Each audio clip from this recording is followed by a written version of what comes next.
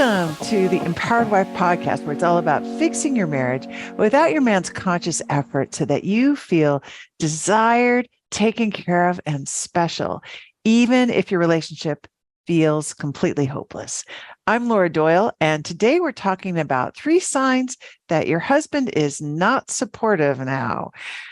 My guest Jill and her husband had lots of arguments, and her husband made her feel guilty when she spent money. She left her 30-year marriage twice because she was so unhappy.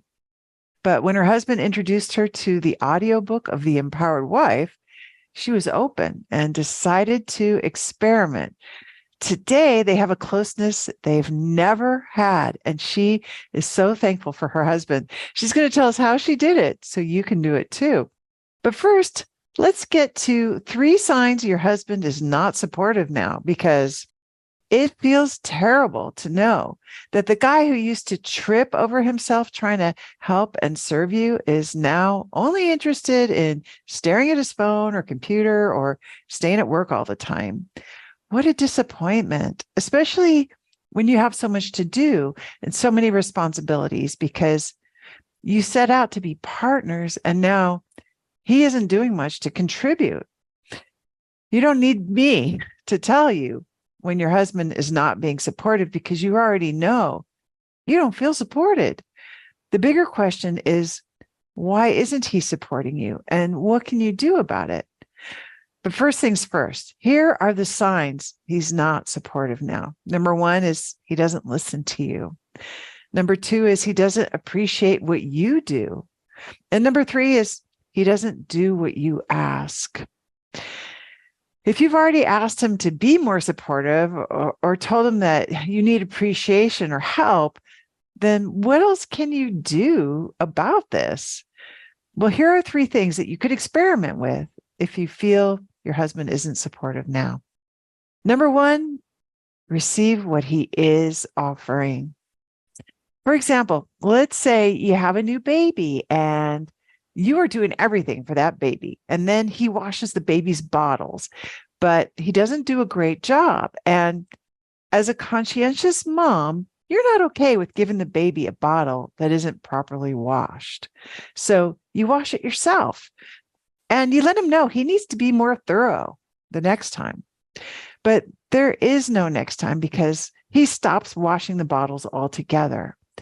But also, you have that new baby, and that has taken a lot of time and energy. So you really need support. One alternative is to receive the bottle washing graciously and gratefully. It's not perfect. It's not the way you would do it, but it's an effort to make your life easier, to lighten your load. It's one less chore for you. How can you open your eyes a little wider and receive support from him, even if it's not perfect? I spoke to a husband who was feeling so powerless to support his wife with their new baby because he wasn't allowed to wash the bottles. He was looking for his opening to support her, but he didn't see one. So she felt unsupported and overwhelmed, and he felt rejected and useless. So you might ask yourself, what support is my husband offering that I am rejecting? What is the bottle washing equivalent at your house? Number 2, appreciate the support he offers. And you might be thinking, well, at least that guy was offering to wash the bottles. My husband doesn't offer any support. He offers 0, zilch, nada, which is why you're listening to this podcast right now. That's a terrible feeling. I mean, who wouldn't be resentful about getting no support from the guy who promised to care for you in front of God and everybody? So let's talk about how to reverse that. One way to start is by looking for ways he does support you. Does he work hard to support the family? Is he a good dad to your kids? Does he take out the trash or pick up groceries at the store or carry the groceries into the house? Think very small with me here, because even though it may seem like the bare minimum, or maybe even something he does mostly for himself, Identifying and appreciating the things he does that contribute to your life is the key to having a much better experience. One student told me she wasn't going to throw her husband a parade because he helped the kids with their homework. And master coach Kathy Murray once said she wasn't going to stroke her husband's ego by appreciating him. But they both decided to experiment with this idea anyway and expressed gratitude to their husbands for the way he was supporting them, even though it didn't feel like nearly enough. And their husbands both responded by becoming much more supportive of their wives. You can see how that could happen, right? One great place to start is to thank your husband for working to support the family, even if you do too. It might feel really weird to say that, but what can it hurt to experiment and see what happens? Number 3, stop criticizing the way he does things. He doesn't wash the bottles correctly, or he fixates on the lawn when you want him to fix the screen, or he tries to solve things when you just want him to listen to you. So you tell him you're just being honest. But also, maybe you're criticizing the way he does things. And if he's anything like my husband, he does things very differently than you would. It's not the way you would do things at all. Sometimes that seems wrong, especially when I'm pretty sure I know what's best for everyone. But it turns out I don't know what's best for everyone all the time. I have been proven wrong on that assumption time and time again. And my husband, who has my back and cares deeply about my happiness, has been proven right more times than I care to admit. It's crazy. In my better moments, I remember that. And when I've forgotten, it's a pretty good sign that I need to rest or to have some fun or to have some girl talk. A walk around the block is a pretty sure thing for reminding me that I know only a little and that I married a really smart man. And when I open my eyes a little wider and look for the signs that he's supportive now, I see them everywhere.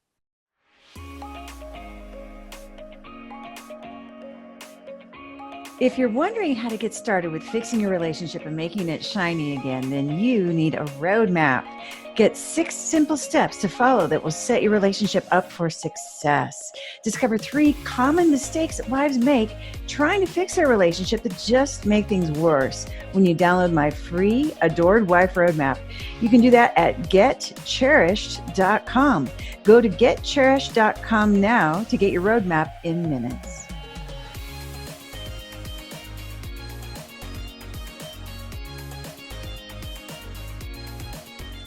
My guest Jill and her husband had lots of arguments, and her husband made her feel guilty when she spent money.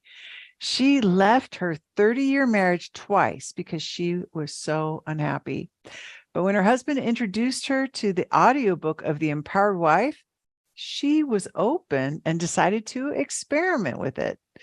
Today, they have a closeness they've never had, and she is so thankful for her husband. She's going to tell us how she did it so you can do it too.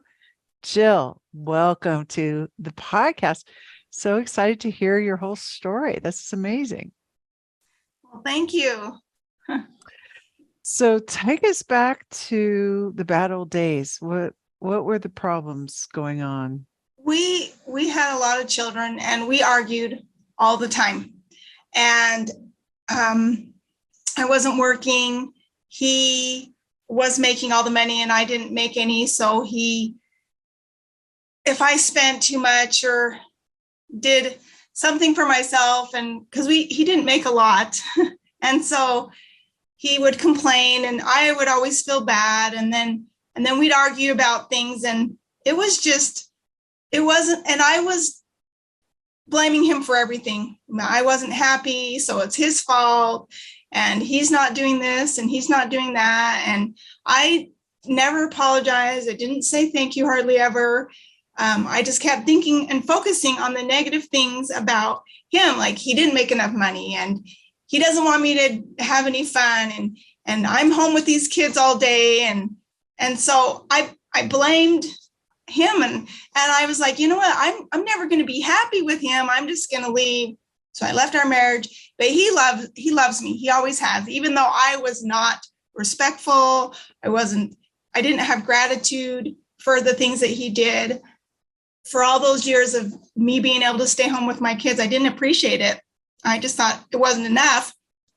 And so but then he taught me into coming back. And then so we would do okay for a while, but then we'd be back to arguing because I never duct taped. I always was just being very angry about things, and you don't do enough at home. And it was sad because we sometimes would fight in front of our kids and then they'd be upset. So it wasn't a very happy situation for any of us. And I was always trying to clean and do everything for everybody else. And then I was resentful. So it was not fun. Yeah.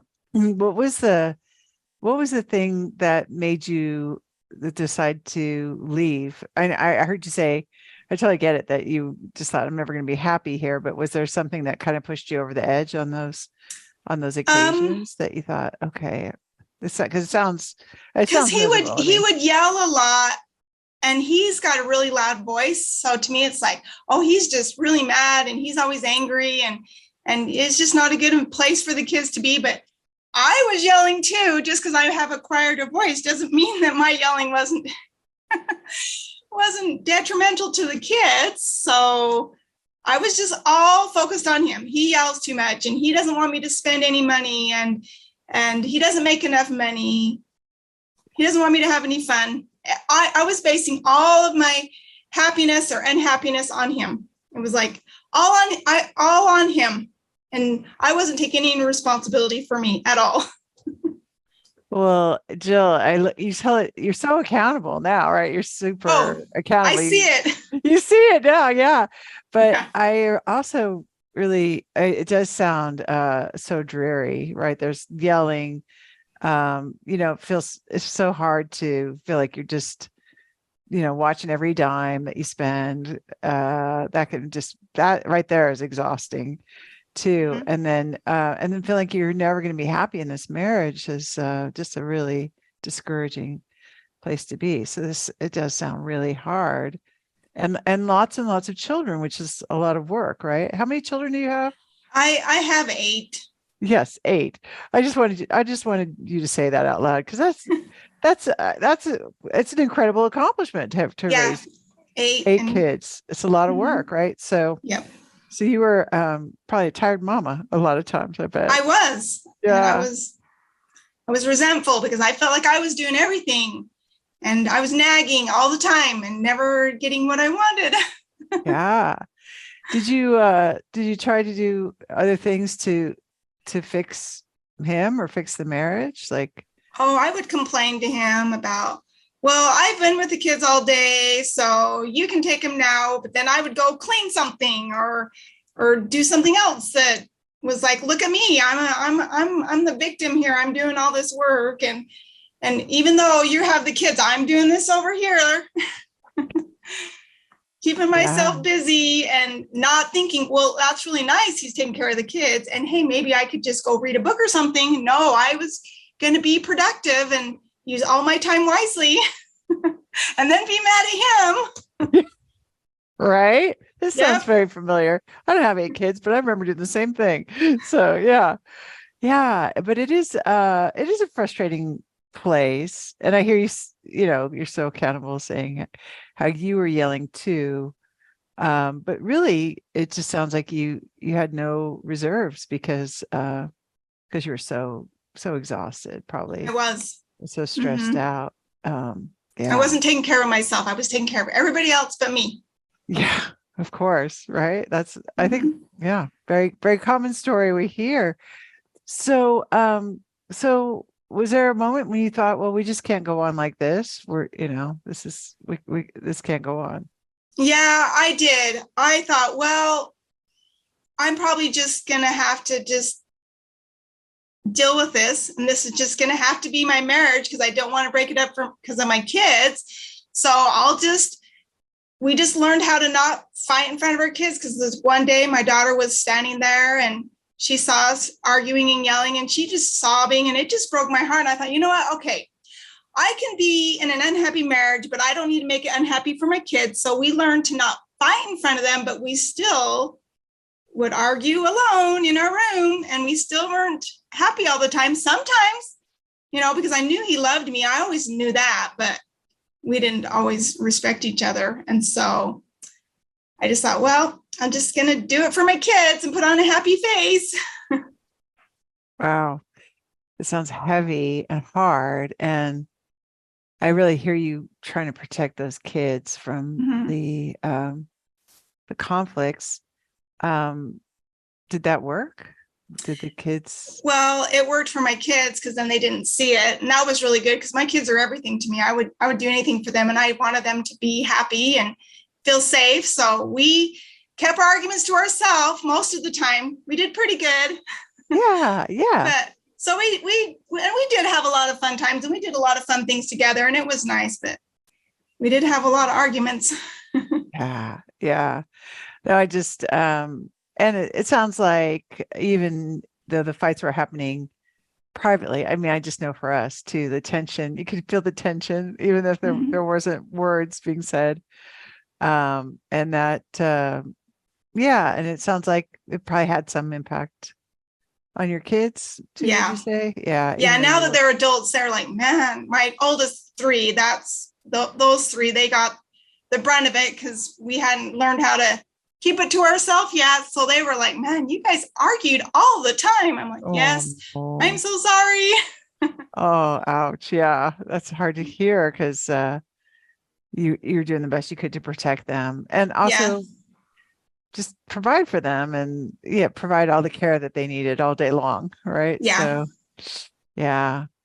So how you left twice, but you came back both times. You came back for the kids, I bet. I came back for my kids because I decided I didn't want them to have to deal with that. Would be really hard. And I did love my husband, and he loved me, and he thought he was always trying. He really was. It's funny because after I got the skills, he says, I never thought you could be pleasable. He said that to me recently.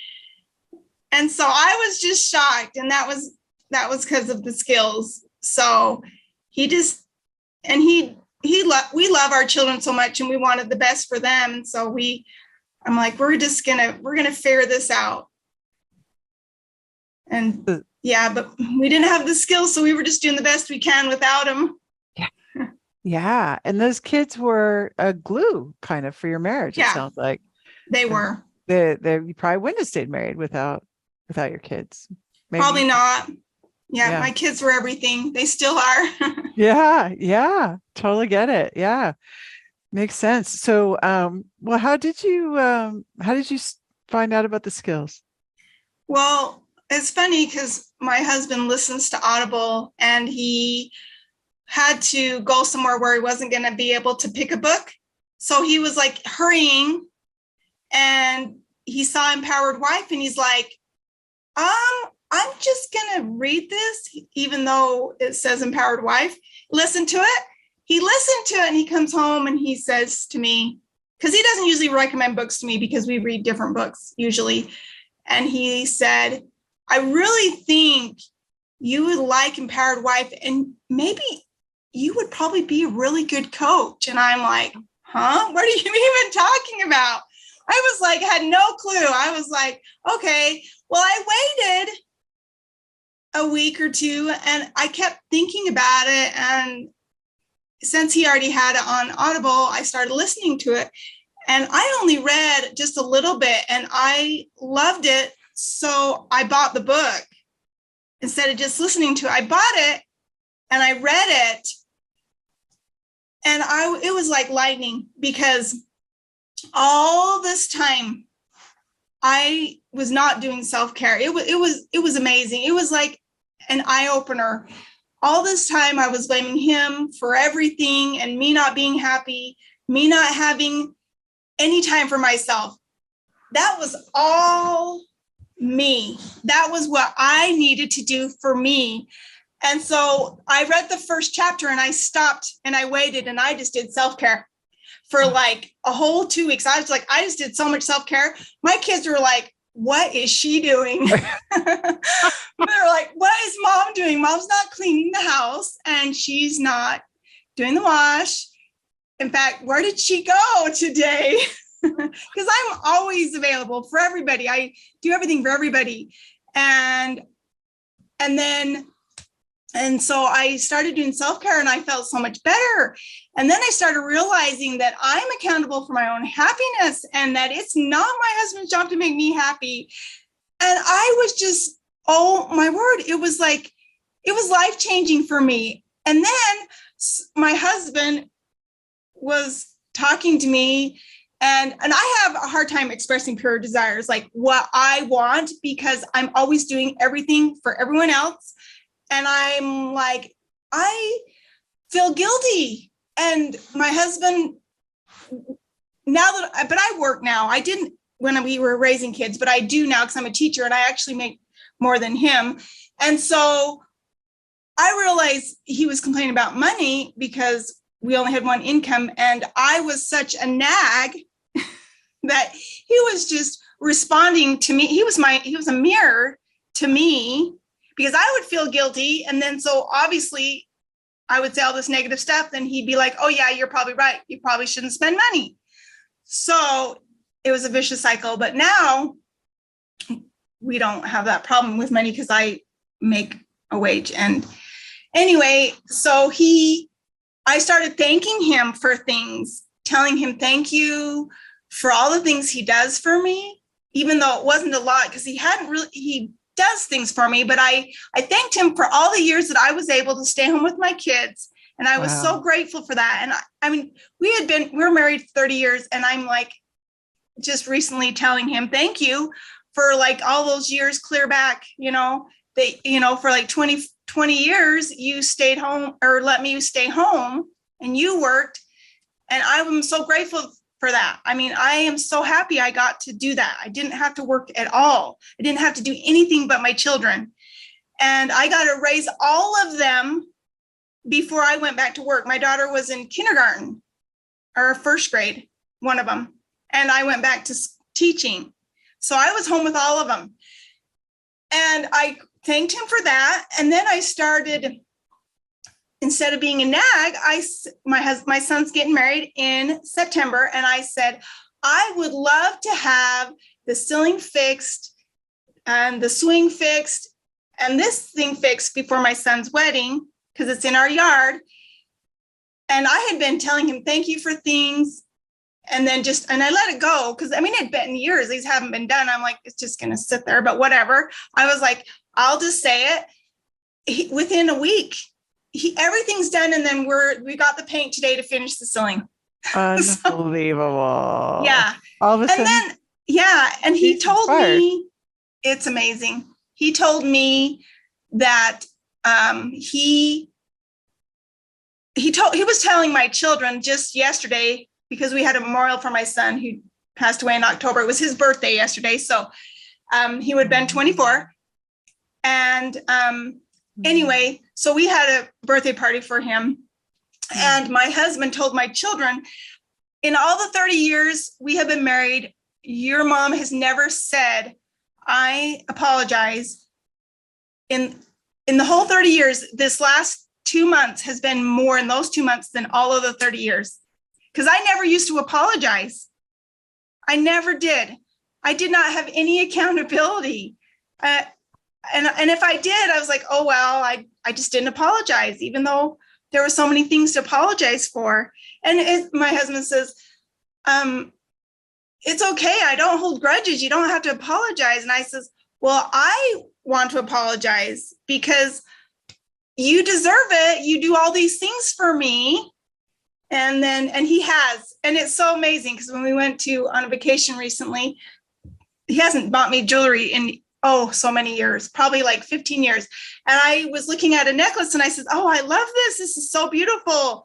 And I says, I wonder if I should get it. I'm like, well, no. And I put it back. And then my daughters and I left and he was waiting for I have 5 daughters. So he was waiting for another daughter and my granddaughter. And I didn't know it, but when we got home later the next day, he says, I have something for you. And he had bought it for me. And no special occasion. This is not your birthday or No. Christmas, or it's just not anniversary. Nope. Just because he saw that you loved it. Yeah. He just wanted to make you happy. Mm-hmm. Wait, this is the same guy that used to complain when you spent money. Yes. He does not complain about that anymore. Wow. Okay. This is remarkable. So first of all, even the part where you were open to a book called The Empowered Wife. I mean, did you have any like, oh, now is this going to be like him telling me that I should change, or that just didn't come up for you? Like, in a way, I thought I trust him more than I used to. So I kind of thought, well, maybe it's going to be beneficial. But then I thought it could be him just wanting me to do something different because he wants me to change.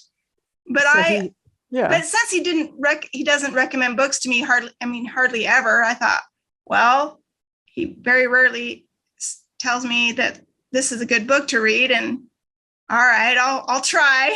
Okay. So you were open. I mean, I think that's remarkable, because I think there could be, I just know for me, I don't think I was open when I was miserable in my marriage. I think I was, I would say, well, he's the problem. So how is this going to help me? Why should I read this? Before I started reading it, though, he told me, he says, well, and the first chapter is all about taking care of yourself. And I think that's what intrigued me, because I'm like, taking care of myself. Oh, what does that mean? I've never done that in my life. Wow. Since I had kids. And then I mean, you'd never done it, but I think we hear lots of places, right? Like, oh, so, got to practice self-care or whatever. Like, but it wasn't like that for you. You read it and it really resonated, and you started doing it right away. I mean, I think a lot of people, I hear from a lot of students, like, I decided to skip that part and get to the rest of the book, but that wasn't the case with you. No, that was the most important thing for me, because I realized that if I'm not taking care of myself, I can't take care of my kids. And an example of this, so the other day, my girls always sing and dance, and all the time. And I'm always cleaning while they're doing that, or getting dinner or something, because I cook all the time, and I bake, and everything. I don't buy prepackaged stuff very rarely. So I'm cooking and cleaning all the time. And they were in the kitchen, and my mother is 86 and she's living with us. And they were singing and dancing, including my 86-year-old mother. And I was thinking, I am going to do this with them, because I don't have to do anything else. So we did. And my granddaughter was there, and it was so much fun. And my kids just thought that was amazing, because mom's doing something else that's different than the norm. So their little heads are exploding. Like, what happened to mom? Why did she dance and sing with us all of a sudden? Yeah. But this is a joyful moment across 4 generations, it sounds like. Yes. That you're creating now in your home, where those moments were pretty rare. Yeah, they were. They would have fun. I didn't always. Yeah, I hear it. So this, and it sounds like this really was exciting for your husband, so exciting for him to see you be so happy. Oh, yes. And we smile at each other all the time. Oh my gosh. And that wasn't happening before. No, I hardly, once in a while, we just would do our own thing, and he would go do his thing and I'd do mine, and we wouldn't hardly talk a lot. And now we smile and we talk a lot more than we used to. And this vacation we recently had to Yellowstone, we usually get in at least 1 or 2 arguments, and we hardly had any. We had a little tiny bit, but we worked it out. There was nobody yelling. Nobody was getting really angry. It was just, okay, then this is just explaining each other's differences and getting over it and moving on and not being mad. It was Wow. awesome. So no fights on the vacation, really? No, it was really nice. Wow. Okay, this is amazing. And how old is your youngest child now? My youngest is 9 and my oldest just turned 29. Wow. Okay, yeah, that's quite a while to be raising kids. Yeah, 20 It years. is. Yeah, okay. Amazing. Well, yeah. So with 29 years, you've been raising kids, but yeah, there was a 20-year age gap. Yeah, just giving birth of 20 years is Yes. that's a lot too. Wow. So, how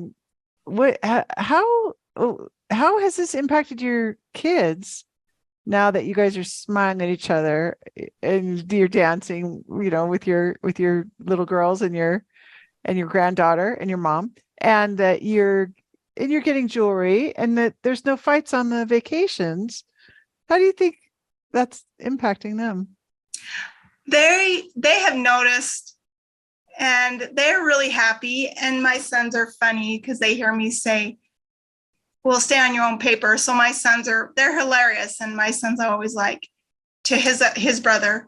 I had 3 sons, but I have 2 now still living, but get off of my paper. Don't color on my paper. And they're just hilarious with it. And so they're even happier. They're adults, but they're so funny about it. And it just makes it really hilarious because my daughters, I have my 15-year-old, my 9-year-old, my 15-year-old likes to tell my 9-year-old what to wear. And I said, that's not your paper. And so my kids hear this and they're like, yeah, get off my paper. So the whole family has this new culture of staying on your paper and kicking other people off their papers when Yes. when they don't want to. Wow, that's so cool. And so yeah, so and it sounds like quite a contrast with the peace that you're experiencing right now. And I really heard this self-care, and I hear about this relinquishing control, and this just became kind of a phrase that everyone in the family uses. What other intimacy skills have you experimented with at your house? Um, And apologizing too. Control. I used to try to plan everything and do everything. Like, we're going to go on vacation. Let's do this activity, this activity. And now I'm trusting my husband. Well, whatever you think. He did the tile for the fireplace. And in the past, I would get upset if he didn't ask me what I wanted and how he should do it. And I just let it go. He did it. And he didn't even ask me what I thought, except for before he glued it down, he says, please look at this. Tell me what you think. And I says, it's great. However you want to do it, whatever you think. And he glued it down and it looks great. Love And that. I didn't even try to tell him anything about the color or anything. I just trusted him to do it and he got it done really fast. Wow, I love it. Yeah, he definitely sounds motivated, and he's taking a lot more action. It sounds like Yes. that, and even planning some of the stuff on the vacation, as well as all these home repairs. These are things we always dream of. I think all women dream of. Like, I wish he would, plan things or get all the chores, not just the chores, but the repair stuff done around the house. And so I imagine he's getting a lot of gratitude for all this. Oh yes. I say thank you all the time. In fact, we're going to Hawaii in October and he's doing it. I'm just letting him figure it out, and he's getting emails and from the company and I'm just letting him do it. And I told him, thank you. He took my daughter today, my 9-year-old daughter and my granddaughter, because they were here today, and with him. So he's working, but he went to a work lunch meeting and he took both of them with him. So I wouldn't get interrupted. Wow, that's awesome. Just wanting to just really being thoughtful about how to make you happy, it sounds Yes, like. it's been amazing. And I don't resent him for anything. I'm grateful. I feel so much better because if I'm not happy, I can take care of it myself and do whatever I need to do and not worry about someone else doing something or because of this or because somebody did that. It's freeing. Yeah, you sound very empowered, Jill. It's pretty amazing. And it happened so quick. This is just a couple months into skills Just for you. almost about 2.5, about 3 months, maybe. And this is such a dramatic transformation in just such a short time. I'm super impressed by that because you must have been really ready for this, right? So, were some of the skills, were you thinking like, wait, I'm not going to do that one, or that one sounds hard, or? I'm the only one. I did them all. I do them all, but it's still really hard for me to express pure desire. I'm doing it, but it's been a work because I have never been very clear about what I want. My children were here yesterday for my son's birthday, and we had all 7 of them here, and we were celebrating him and going through memories and things of when he was alive. And I let it go about the house. Like, it got messy, and normally I would get mad and I'd go clean it and then I'd be resentful. But I just said it would be nice if we could all just do some dishes, and then I let it go. And then most of my kids cleaned up some things, and it didn't get like I would have done it because I'm like things perfect. Sure. But I just was grateful they were there. And if it got messy and my grandkids made a mess, I have 3 granddaughters and they made a huge mess. And I was like, well, I'd rather they were here and have it be a little messy. And I just let it go. And today they're gone, except for my one granddaughter, and my other 2 daughters helped me clean up, and my husband did the dishes and took out the garbage, and I didn't have to say anything. So It's amazing. That just is all the amazing. skills work, and just working on the expressing pure desires. I need to be able to do that a little more, probably. Well, but yesterday's a great example. You let everyone know what you wanted. Yeah. Sounds like what you desired, and it really kind of happened. So Yeah. that's a success story, it sounds like. Yeah. And I told my kids, thank you for coming for his birthday. I really appreciate it. And I want to apologize for all the times I was all over your paper, because I would try to control some of the things, and they listened. And I think that, and I've never apologized to my kids, hardly ever. So, and it makes a really big difference. And we're closer. I mean, we're already a really close family, but it's like 10 times. But I'm pretty determined when I decide to do something. Yes, I do it. You are. So. You are. I agree. I see that about you. I mean, was it hard to get yourself to make those apologies? At first, it was the hardest thing because I didn't used to do it. And it shocked my husband like crazy, because he even said, I can't believe how much you apologize. This is more than our whole 30 years in just 2 months. Wow. So once you got started, you got on a roll, and it's easier now. It. Yeah. It is easier now. Yeah. I still sometimes I'm like, I don't want to apologize. Like, let's pretend that never happened. Exactly. Right? But I did, agree. So. I agree. Yeah. And so, and it sounds like your marriage, it sounds pretty wonderful now. I have a great husband, and I can't believe I didn't appreciate him and tell him thank you a long time ago. Yeah. Wow. You just sound so transformed. I'm super impressed. So what would you say to a woman who is where you were, where she just feels miserable and is not getting any self-care, and she has to do everything, and feels like she can't spend money without being guilted by her husband? But she wants what you have now, where he buys her necklaces and plans the vacation to Hawaii, and is fixing everything around the house and smiling at her. What would your best tip for her be? Be grateful at first, even if there's just little things, then notice them and say something and don't give up, because they're not going to notice at first because they're not used to it. I mean, I've been married for 30 years and we've been doing all wrong. And now it took my husband a minute.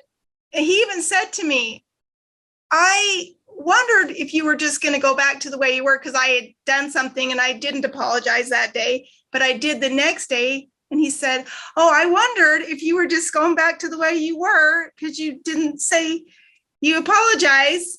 But you just have to keep trying. Don't give up. You'll get there. You just have to catch it, even if it's later. Oh, I love your beautiful humility and accountability, Jill. That's awesome. What a great tip. What do you think you'd say to Jill if you could go back in time and tell her what you know now? I wish I would have been more grateful and take the time for myself. And by taking care of me, I can take better care of my kids. And then I'm not ornery. Then I'm more happy to be around, and it's better for everybody. So I think gratitude and taking care of yourself would have been the best thing for me to change back in the day. It's in a way, I think that's a beautiful answer. And it sounds like you've given yourself all those things now. But how do you tell a woman with 8 children, oh, you need to take care of yourself, right? Did it seem possible when you were? I could have done some things. You can let things get messy.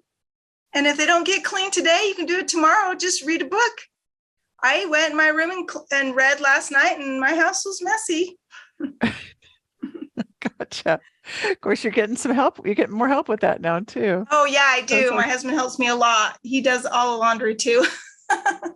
Oh, that's nice. That's nice. He has done that for a long time, but he doesn't complain about it anymore.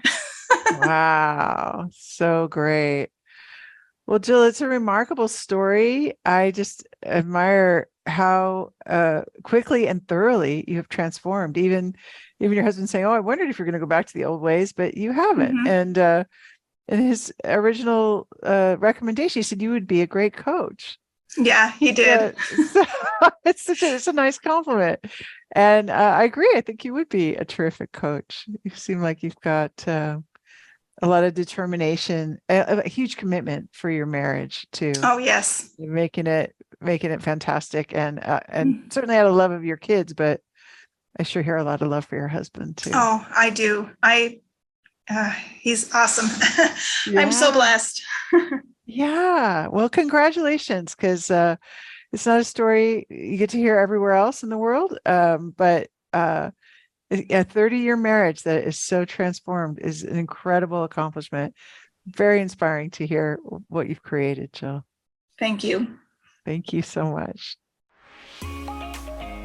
If you'd like to be my guest on the Empowered Wife podcast and share about how you fixed a struggling relationship using the 6 intimacy skills, I would love to interview you. Just go to lauradoyle.org/podcast-guest to let me know that you are willing to make a big contribution to ending world divorce by telling your relationship story. I look forward to meeting you. That's lauradoyle.org/podcast-guest.